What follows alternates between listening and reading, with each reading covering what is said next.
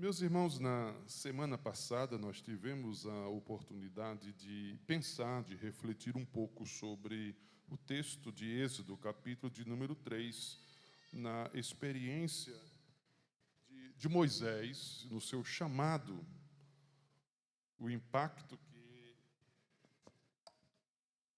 do uso da sarça sobre a sua vida. Diz o texto bíblico no livro do capítulo 3 do livro de Êxodo que Deus apareceu a Moisés numa sarça que ardia, porém essa não se consumia.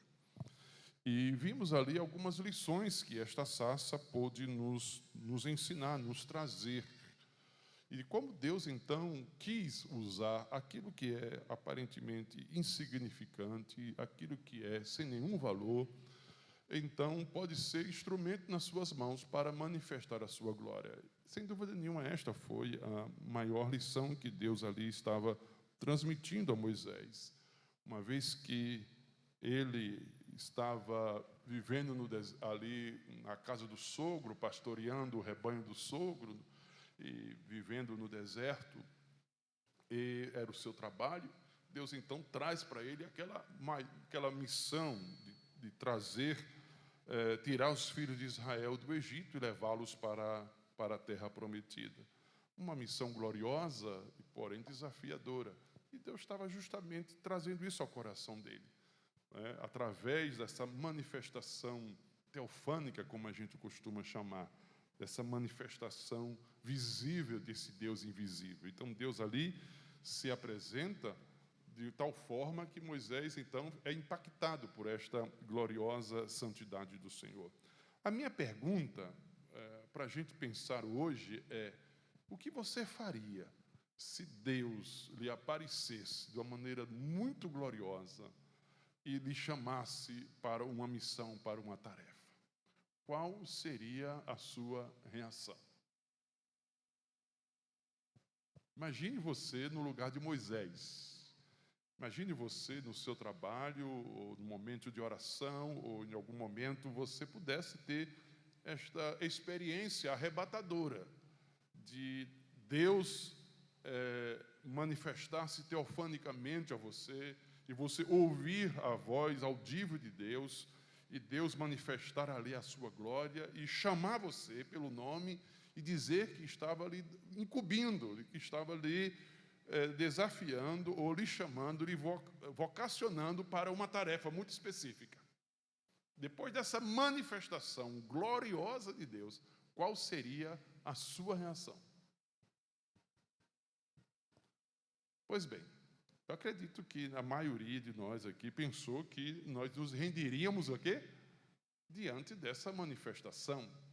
Imagine só, ser chamado pelo próprio Deus, ser visitado pelo próprio Deus, ser impactado pelo poder da sua santidade, ouvir a sua voz encorajadora, estimuladora, saber e ouvir a sua promessa de que Ele estaria comigo para fazer tal tarefa. Acredito, meus amados irmãos, que todos nós poderíamos dizer de imediato o quê? Um sim bem alto, bem audível. Pois bem, não foi isso que Moisés fez. Muito pelo contrário. A gente vai ver no capítulo 4 aqui que as reações de Moisés foram reações completamente diferentes daquela que a gente poderia imaginar diante de uma manifestação tão estupenda, tão gloriosa que foi a manifestação de Deus no seu chamado. E aí a gente vai perceber que, na verdade, essas reações de Moisés, elas também não estão tão distantes assim de nós. Muitas vezes nós, sim, nos identificamos de alguma forma com Moisés nesse chamado. Então, no capítulo 3, nós temos aí esse chamado do Senhor para Moisés, mas aqui no capítulo 4, essa continuidade desse diálogo de Moisés com o Senhor. Tá? No capítulo 4 aqui nós temos então esse chamado de Deus para Moisés, mas um retrato do que é o coração humano. Esse é um texto aqui muito honesto, né? Porque Moisés ouve a promessa da presença do Senhor, só que ele hesita.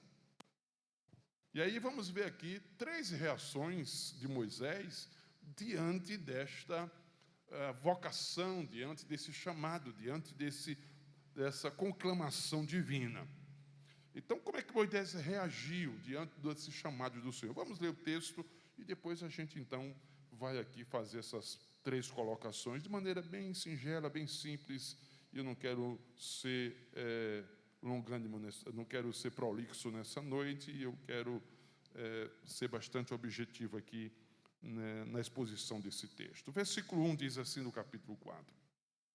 Respondeu Moisés: Mas eis que não crerão, nem acudirão à minha voz, pois dirão: o Senhor não te apareceu. Perguntou-lhe o Senhor: que é isso que tens nas mãos, ou na mão? Respondeu-lhe: um bordão. Então lhe disse: lança-o na terra. Ele o lançou na terra, e o bordão virou uma serpente. E Moisés fugiu dela. Disse o Senhor a Moisés: estende a mão e pega pela cauda. Estendeu ele a mão, pegou-lhe pela cauda, e ela tornou em bordão. Para que creio que te apareceu o Senhor, Deus de seus pais, o Deus de Abraão, o Deus de Isaque, o Deus de Jacó. Disse-lhe mais o Senhor: mete agora a mão no peito. Ele o fez, e tirando-a, eis que a mão estava leprosa, branca como a neve.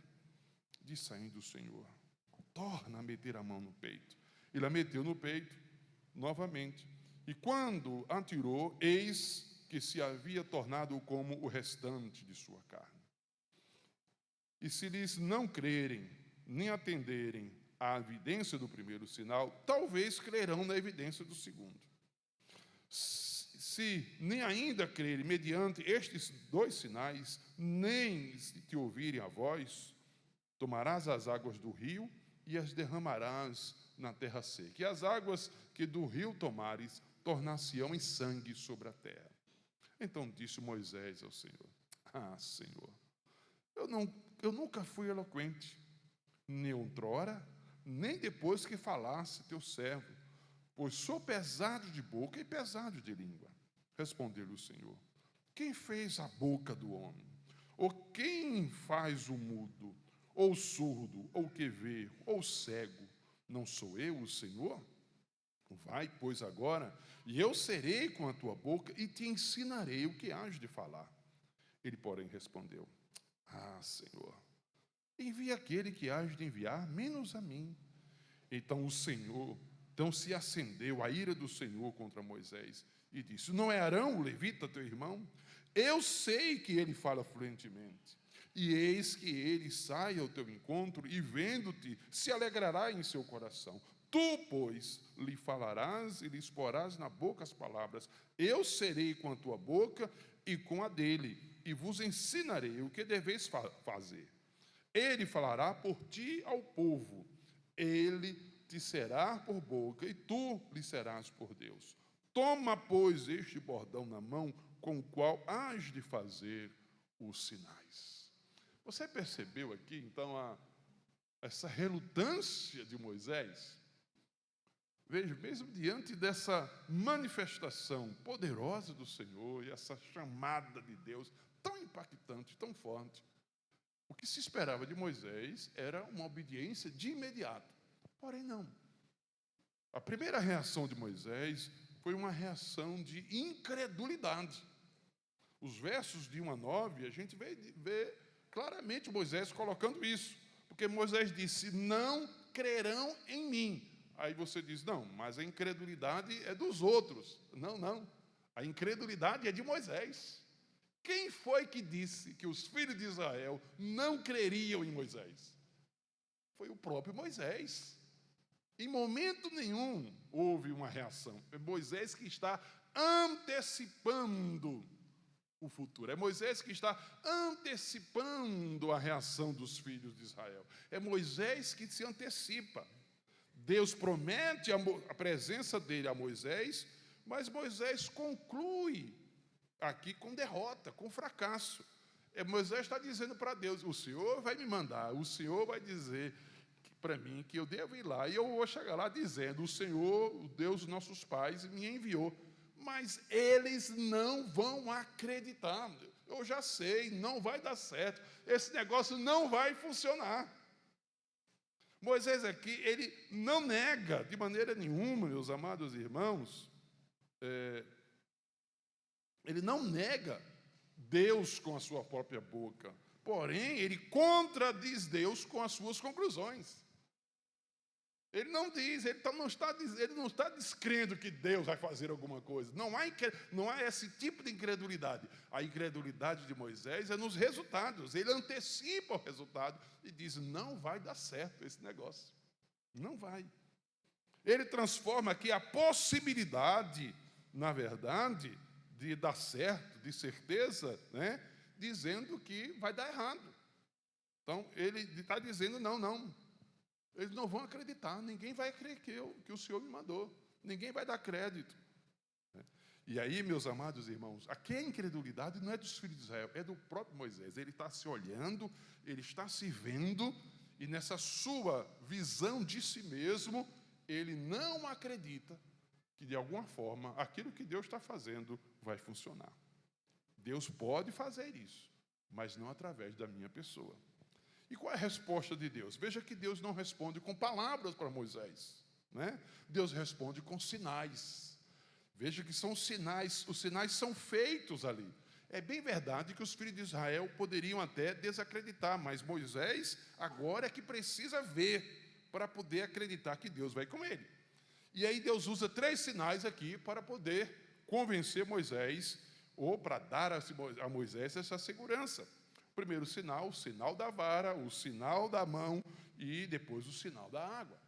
Na vara, Deus pergunta a Moisés, o que é que você tem na mão? Já, tudo bem, o que é que você tem? Ele disse, eu tenho apenas um bordão, uma vara, é o cajado do pastor. Ele disse, então jogue, lance no chão. E ao lançar no chão, a vara transforma-se em cobra. E diz o texto que Moisés foge.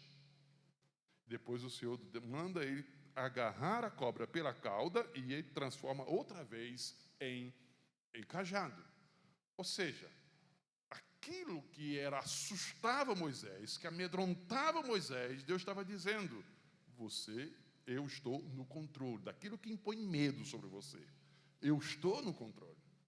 Depois ele vai fazer um segundo sinal, ele manda Moisés colocar a mão no peito, sai leprosa, depois coloca ela outra vez e sai limpa. Deus está dizendo, bom, não se esqueça, ainda existe lepra em você. Por mais que você faça sinal, lembre-se quem você é. Mas depois vem o terceiro sinal. Ele disse, olha, se os filhos de Israel, Moisés, não acreditarem, tem esse terceiro sinal.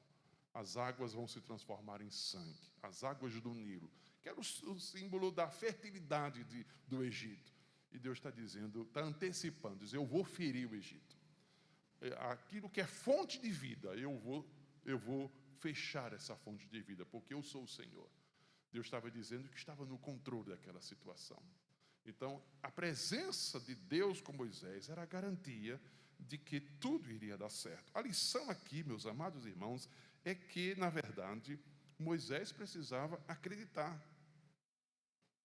Moisés precisava crer nesse Deus. Muito mais do que os filhos de Israel deveriam acreditar em Moisés, Moisés deveria crer que, de fato, Deus o estava enviando. Porque muitas vezes nós fazemos a mesma coisa que Moisés. Quantas vezes a gente vai dizer, bom, será que mesmo as pessoas vão acreditar em mim? As pessoas vão me ouvir? Quantas vezes a gente não diz, será que isso realmente vai dar certo? Esse projeto que Deus está dizendo aí, será que isso vai dar certo? E se eu obedecer, será que eu não vou ser envergonhado? Será que eu não vou fracassar nesta minha missão? Meus irmãos, a fé aqui, ele não mede a missão pelos obstáculos que a gente tem, mas a fé mede justamente a presença de Deus nesta missão, naquilo que nós estamos fazendo. O que conta é a presença do Senhor. Era isso que Moisés precisava simplesmente crer. O Senhor disse que vai comigo. E se Ele vai comigo, as coisas vão dar certo. Se Deus está conosco, tudo vai dar certo. Toda a probabilidade de dar certo, ela existe justamente por causa da presença garantida do Senhor. Em tudo que nós fizermos, se nós contamos com a presença de Deus, então já temos a certeza da vitória, já temos a certeza do resultado. tudo vai dar certo se Deus está no controle de todas as coisas. A incredulidade, ela é ofensiva a Deus, porque ela está simplesmente diminuindo o poder de Deus nas nossas vidas, no poder de Deus naquilo que nós estamos empenhados em fazer em seu nome. Quando, de alguma maneira, duvidamos, descremos, nós estamos simplesmente ofendendo a Deus. E esse pecado, ele não só é cometido por pessoas que estão lá fora, ele também é cometido, ele é praticado por aqueles que servem a Deus. Quantas coisas deixamos de fazer para Deus, porque simplesmente não acreditamos que Ele é capaz de realizar. Quantas coisas deixamos de realizar para Deus, porque simplesmente nós limitamos a ação de Deus em nós mesmos. Nós limitamos o poder de Deus em nós mesmos, dizendo não, eu creio que não nasci para isso, eu creio que Deus não tem isso para a minha vida. Esse limite chama-se incredulidade. A segunda reação de Moisés, meus amados irmãos, a essa chamada de Deus, foi colocar limites bem claros. Primeiro, ele reage com incredulidade, não vão acreditar em mim. Depois ele reage colocando os limites. Os versos de 10 a 12, isso é muito claro, quando Moisés diz, bem, Senhor, quando Deus então garante que as coisas vão dar certo, porque é Ele quem está indo, e os sinais são as respostas de Deus, então Moisés vem com a segunda desculpa. Moisés disse, bem, eu não sou eloquente. Pelo contrário, eu sou pesado de língua. E aí Moisés apresenta o seu histórico. Ele diz, eu nunca fui eloquente. Depois ele diz, nem agora, depois que o Senhor me chamou, falou comigo, não mudou. Eu sou pesado de língua, eu não sirvo para esta missão. Eu não sou adequado para isso, eu não tenho esta habilidade. E eu me olho diante de Faraó, eu me vejo diante de Faraó, e eu percebo que da minha gagueira, a minha fala só vai atrapalhar, só vai dificultar. Eu não sirvo para esse negócio, não. Então, Moisés aqui, ele enxerga os limites dele. Ele olha os limites. Só que tem um detalhe, meus amados irmãos, que aonde o homem coloca limites, Deus apresenta a sua suficiência. Porque, veja, em primeiro lugar, o limite de Moisés, ele é real. Isso realmente existia. Ele era pesado de língua, isso era fato. Havia limite. E em momento nenhum, Deus aqui, ele está diminuindo o limite de Moisés. Deus está ignorando esse limite de Moisés. O erro não está em reconhecer a nossa fraqueza.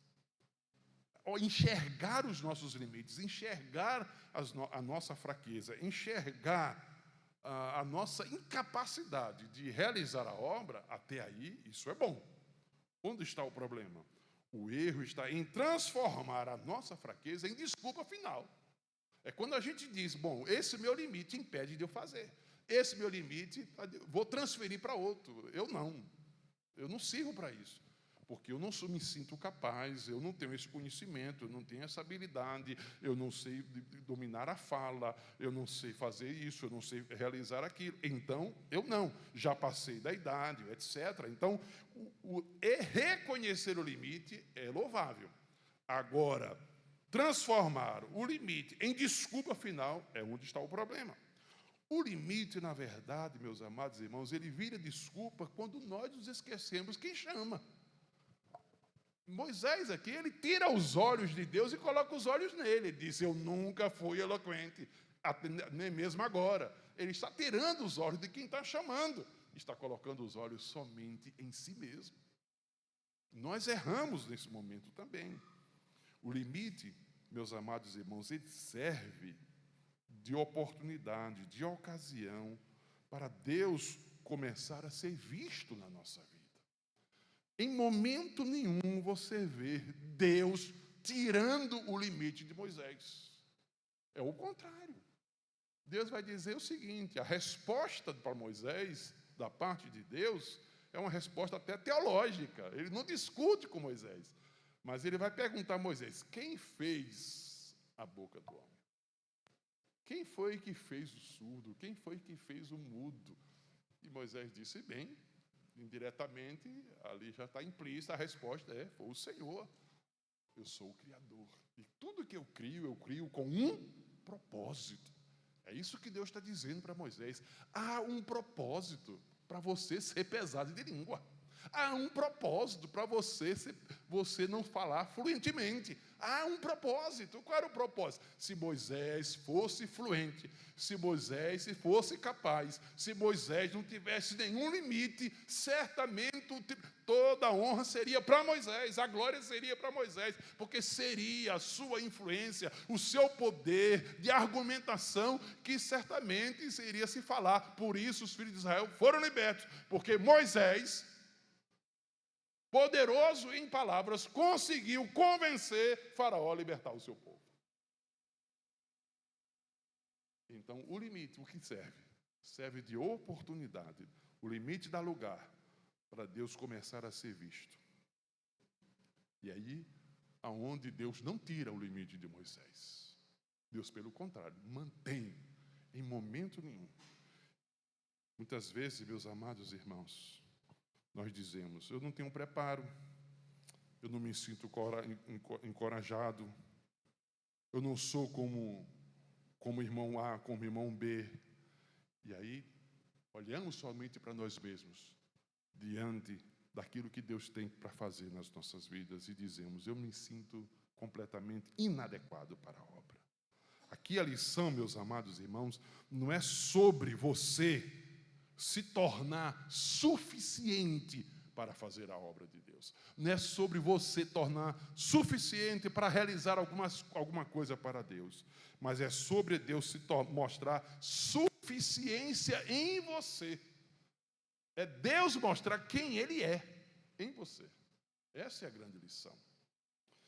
E aí vem, finalmente, irmãos, a terceira e última reação de Moisés diante do seu chamado tão espetacular, tão glorioso, tão majestoso.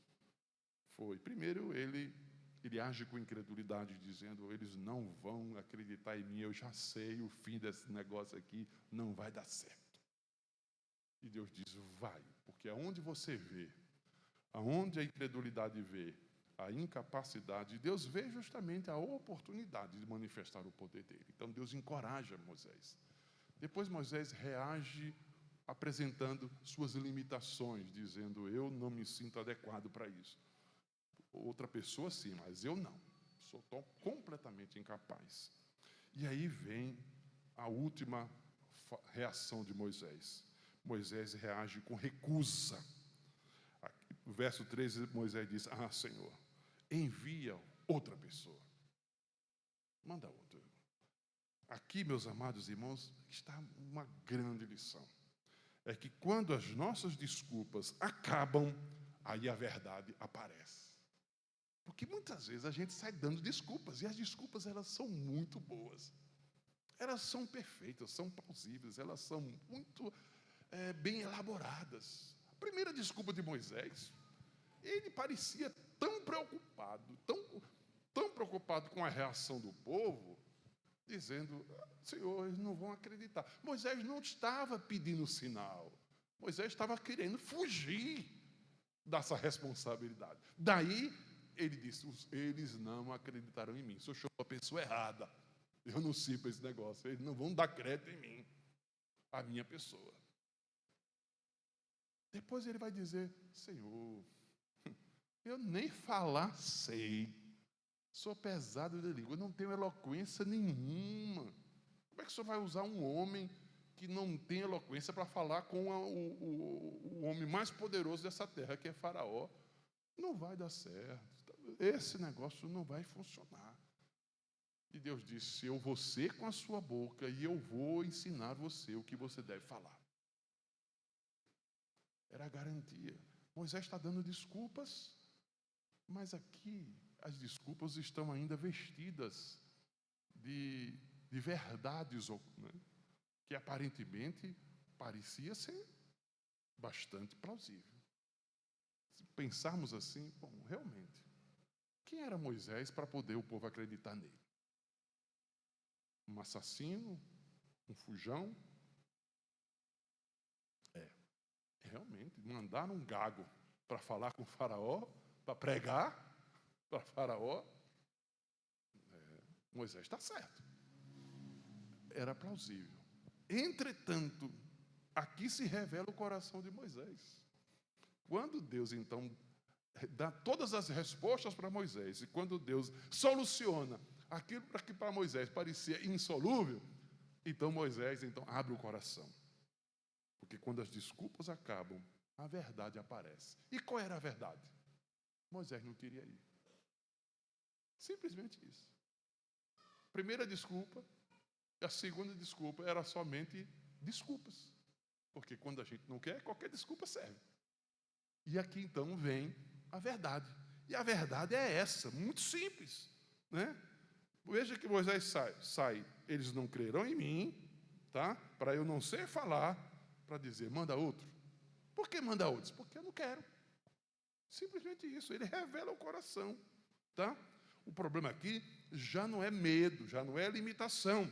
Aqui é resistência, tá? Da sua vontade. Ele não quer se submeter à vontade de Deus. E aqui você perceba que Deus tem uma paciência muito grande com Moisés no processo, né? Deus vai tratando com Moisés. E Deus diz assim, tá bom, Moisés, eu vou levantar o seu irmão, que é Arão. Eu sei que ele fala bem, ele vai vir ao seu encontro. E ele vai ser o seu porta-voz, né? Aí Moisés insiste e vai dizer, Senhor, manda outro. Manda outro. E aí o texto diz, no verso 14, que a ira de Deus se acende contra Moisés. Deus fica irado. Isso para mostrar a seriedade do chamado. Enquanto Moisés estava dizendo, me deixa aqui cuidando das cabras do meu sogro, deixa da minha vidinha. Um dia eu já quis fazer isso aí, não deu certo, não funcionou. Eu já desisti, a minha idade não é mais para isso. Olha, eu não me sinto adequado, desiste desse negócio. Mande outro, eu vejo que outro é capaz. Eu não quero, eu não tenho isso para mim. Isso não faz parte do meu plano, isso não faz parte do meu projeto. Aqui Deus, meus amados irmãos, de maneira nenhuma ele negocia com Moisés. De maneira nenhuma ele muda o projeto. Ele provê ajuda, mas ele não muda o chamado. Ele diz, bom, Arão aqui vai se apresentar. E perceba que Arão não foi o melhor, porque mais tarde Arão é um grande tropeço ali na caminhada com Moisés. Ele termina criando mais problema. Mas Deus assim mesmo apresenta Arão para auxiliar. Mas não muda o projeto, porque a vocação é intransferível. O que Deus tem para Moisés é para Moisés. Deus não vai mudar. O que Deus tem para mim é para mim. O que Deus tem para você é o que Deus tem para você. Ele não vai colocar isso na mão de outra pessoa. Ele não tira a responsabilidade de Moisés. É como se Deus estivesse dizendo, Moisés, foi você que eu desenhei para esse negócio. Então não tem outra pessoa. Meus irmãos, quantas desculpas a gente repete durante anos para Deus, dizendo não, não, não, não. E se Deus responde a todas as nossas questões, o que é que sobra? Quantas desculpas mais a gente apresenta para o Senhor para não fazer a sua vontade, para não seguir aquilo que Deus mesmo tem revelado? Ajuda, meus irmãos, não é terceirização da obediência. Deus pode até levantar pessoas para nos ajudar, mas Ele não vai tirar das nossas mãos o que Ele mesmo está colocando. O sim a Deus, ele não nasce quando aqui os nossos medos, as nossas inseguranças, elas somem. Mas quando a vontade de Deus, então, quando se rende a esta vontade de Deus, mesmo diante de medo, de insegurança, mesmo diante da nossa incapacidade, mesmo diante de tudo isso, nós nos rendemos à vontade do Senhor.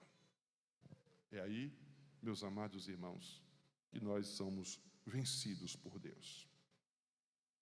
Êxodo 4 nos mostra, meus irmãos, que sim, é possível, mesmo Deus revelando para nós a sua vontade, mesmo Deus se revelando e se mostrando de uma maneira tão gloriosa o que Ele tem para a nossa vida. É possível ainda crer em Deus, mesmo assim acreditar que as coisas não vão dar certo, que os projetos, que os planos dele não vão funcionar. É possível conhecer as promessas de Deus, ainda assim alimentar as nossas desculpas para não fazer o que Deus quer que façamos.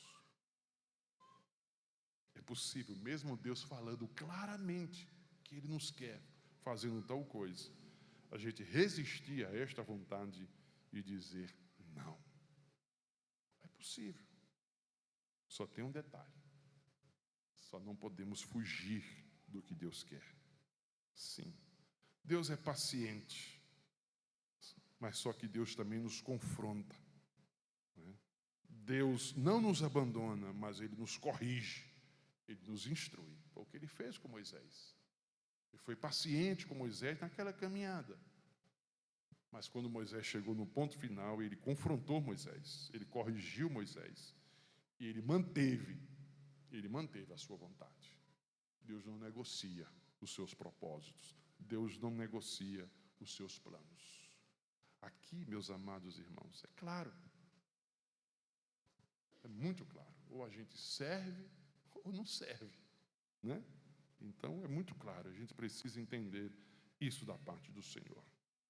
O que fica para o nosso coração hoje, para a gente pensar, meus irmãos, temos reagido com incredulidade diante da vontade de Deus?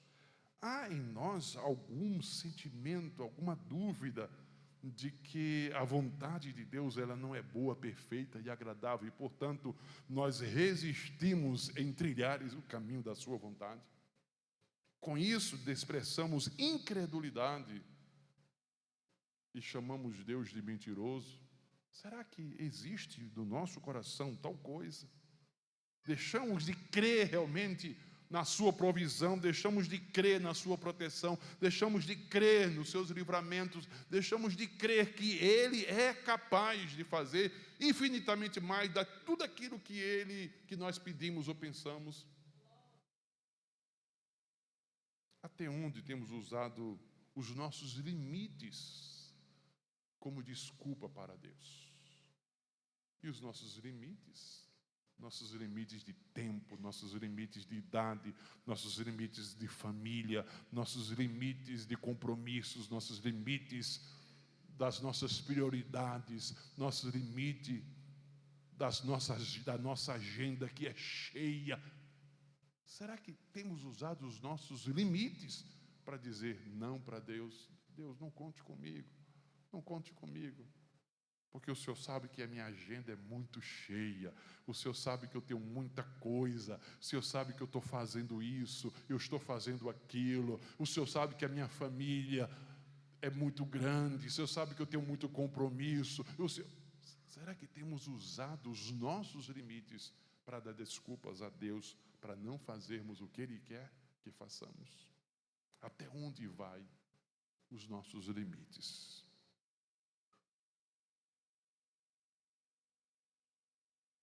Ou será que nós não estamos simplesmente dizendo, Senhor, manda outro?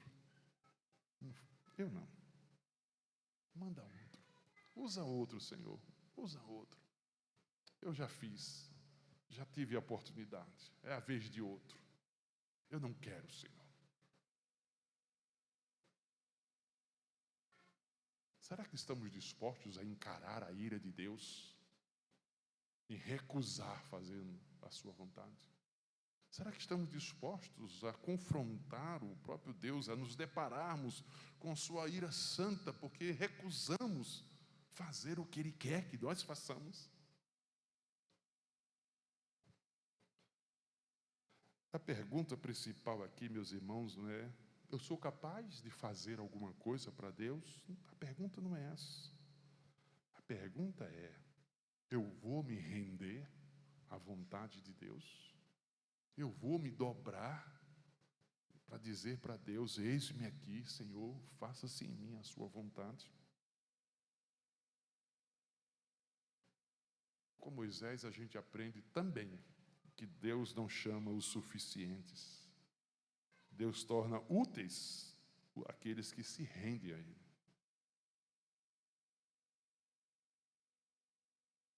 quando você obedece, mesmo que você tenha dificuldades, limites, medo, insegurança, mas você obedece, no caminho da obediência, você vai vendo que a presença de Deus é suficiente para suplantar, para vencer todos os seus medos.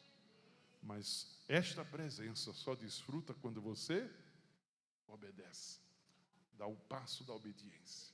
Enquanto você fica com as desculpas, dizendo, não acreditarão em mim, ou dizendo, eu me vejo tão incapaz, ou dizendo, Senhor, mande outro porque eu não tenho interesse nesse negócio. Me deixa aqui no banco da igreja, tá bom demais. Conte comigo no banco. Deus está dizendo, levante-se e vá. Levante-se e vá. Eu pergunto, está disposto a enfrentar este Deus que se ira quando deliberadamente nós recusamos o seu chamado? Fica de pé, queridos, vamos orar ao Senhor.